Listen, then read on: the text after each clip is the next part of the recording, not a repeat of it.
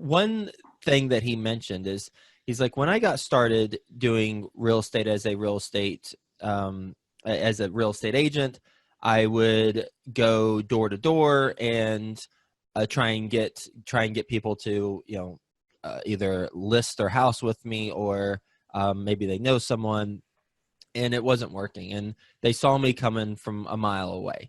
And what I did is I realized I needed to change the pattern.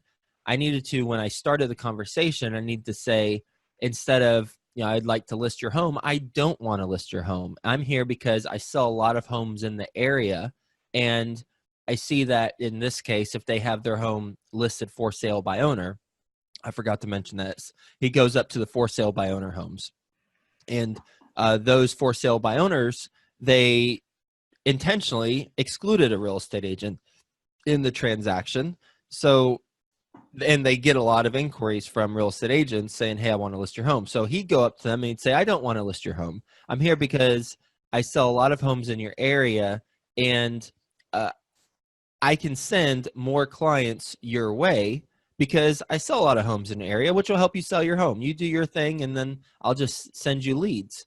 And they'll say, oh, well, that's interesting. What's the catch? And he says, well, here's the catch. And I'm paraphrasing all this, but just to illustrate the point.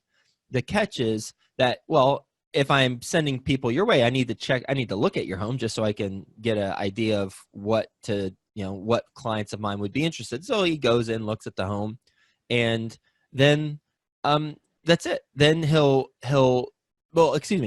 say one more thing. He'll say, the only other thing I ask is, for anyone who looks at your home and they don't purchase, well, then just send them my direction, because I could find some places for them. And so he would build his database by adding value to these for sale by owner people and making a deal with them that no one else was offering.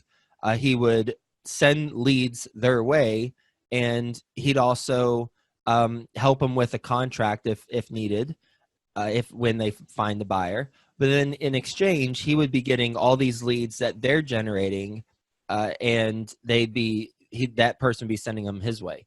And so on the surface, value exchange is wonderful for both both parties. But in addition to that, what would end up happening a lot of the time is the for sale by owner person would not sell their home, therefore would reach out to Dan to then list the house. And I asked him, well, how many people did you actually send to these for sale by owners, and that actually worked out? He said, well, yeah, it happened multiple times. So actually, he said 3 of them that he can remember in the first year, where he did send people to the for sale by owner, and the for sale by owner agreed on the purchase price and they closed the deal. But by and large, what happened is he would get a listing from that for sale by owner because he established that relationship. And then also, if that did not happen, he would get new leads from people who were visiting the house.